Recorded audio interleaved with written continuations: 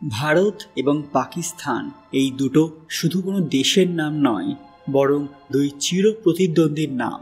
আর এই জটিল এবং উত্তপ্ত ভূ রাজনৈতিক পরিস্থিতিতে ভারত পাকিস্তান সম্পর্ক এমন এক অবস্থায় এসে দাঁড়িয়েছে যেখানে প্রশ্ন উঠছে, ভারত কি এবার পরমাণু শক্তির ব্যবহার নিয়ে আরও এক ধাপ এগোবে?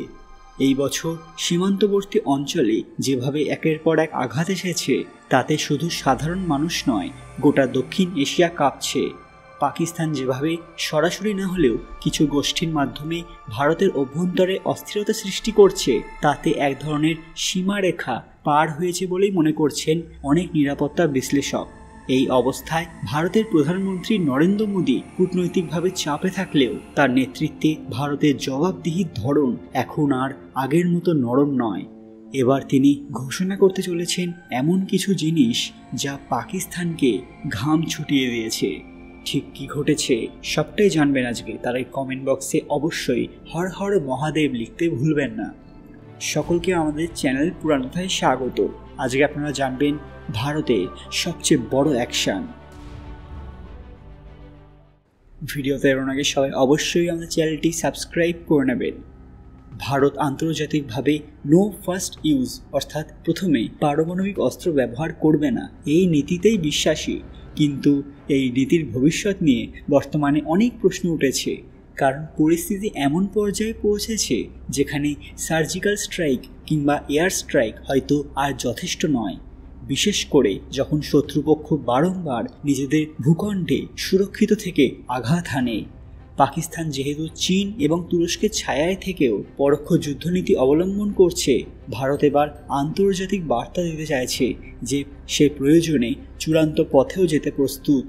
তবে এটাও ঠিক, ভারত সরকারের কৌশল খুবই সূক্ষ্ম, যেখানে তারা সরাসরি পারমাণবিক হুমকি না দিয়ে কূটনৈতিক এবং সামরিকভাবে এমন পরিস্থিতি তৈরি করছে যাতে পাকিস্তান ও তার মিত্ররা বোঝে যে ভারতকে আর থামানো যাবে না। India is the new super power. এই মুহূর্তে যুক্তরাষ্ট্র, ফ্রান্স, রাশিয়া এমনকি সৌদি আরব পর্যন্ত নজর রাখছে উপমহাদেশের পরিস্থিতির ওপর, কারণ ভারত যদি সত্যি পরমাণু নীতিতে কোনো পরিবর্তন আনে, তাহলে তা শুধু দক্ষিণ এশিয়ায় নয়, বরং গোটা বিশ্ব রাজনীতিতে একটা গভীর দাগ কাটবে। বিশেষত চীন, যে পাকিস্তানের ছায়া সরকার হিসেবে কাজ করছে, তাদের জন্য এটা হবে এক বড় কূটনৈতিক ধাক্কা। অপরদিকে আমেরিকা এমন এক দ্বিধার মধ্যে পড়েছে যেখানে তারা চায় না দক্ষিণ এশিয়ায় উত্তেজনা বাড়ুক, আবার ভারতের ওপর পুরো চাপ দেওয়াও তাদের কৌশলের পরিপন্থী।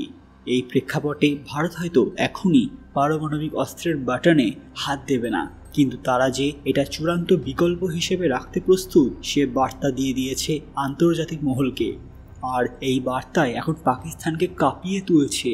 সুতরাং নরেন্দ্র মোদীর ভারত এখন শুধু প্রতিক্রিয়া করে না, এখন তারা শর্ত তৈরি করে, নিয়ম লেখে এবং সেই অনুযায়ী প্রতিপক্ষকে খেলতে বাধ্য করে।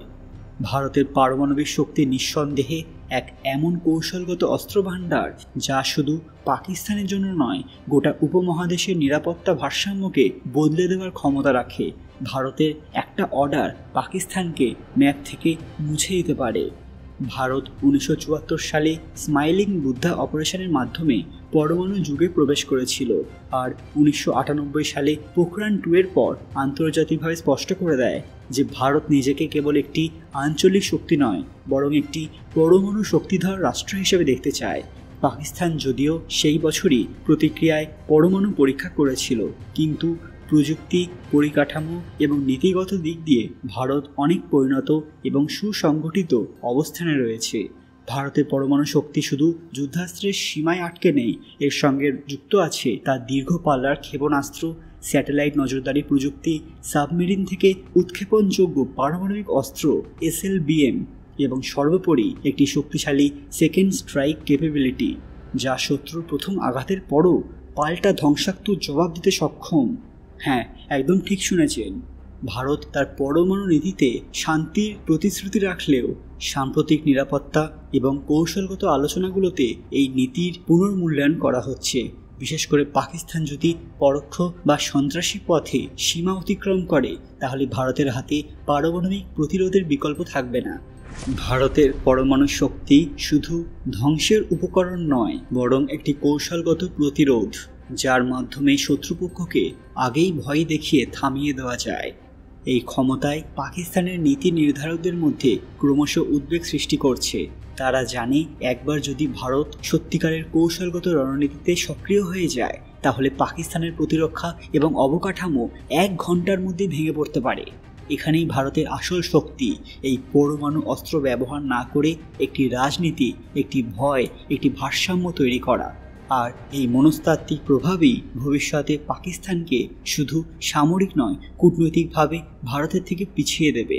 সুতরাং ভারতের পারমাণবিক শক্তি একাধারে প্রতিরক্ষার ঢাল, আবার চূড়ান্ত আঘাতের শক্তিশাল অস্ত্র, যা ভবিষ্যতে যে কোনো বড় সংঘাতের গতিপথ বদলে দিতে পারে। বন্ধুরা, ভারত কি এবার তাদের ব্রহ্মাস্ত্র ব্যবহার করবে, নাকি এখনও আরও কিছুদিনের অপেক্ষা? আপনাদের মূল্যবান মতামত কমেন্ট বক্সে অবশ্যই জানাবেন। আজকের ভিডিওটি লাইক করবেন এবং শেয়ার করে সবাইকে দেখার সুযোগ করে দেবেন। কমেন্ট বক্সে ভক্তির সঙ্গে হর হর মহাদেব লিখতে ভুলবেন না। আরও এরকম দরকারি আপডেট পেতে পুরাণ কথা বিশাল চ্যানেলটি মনে করে সাবস্ক্রাইব করে নেবেন। খুব তাড়াতাড়ি ফিরে আসবো একটি দরকারি ভিডিও নিয়ে। ততক্ষণ আপনারা এই ভিডিওগুলো দেখতে পারেন। ধন্যবাদ।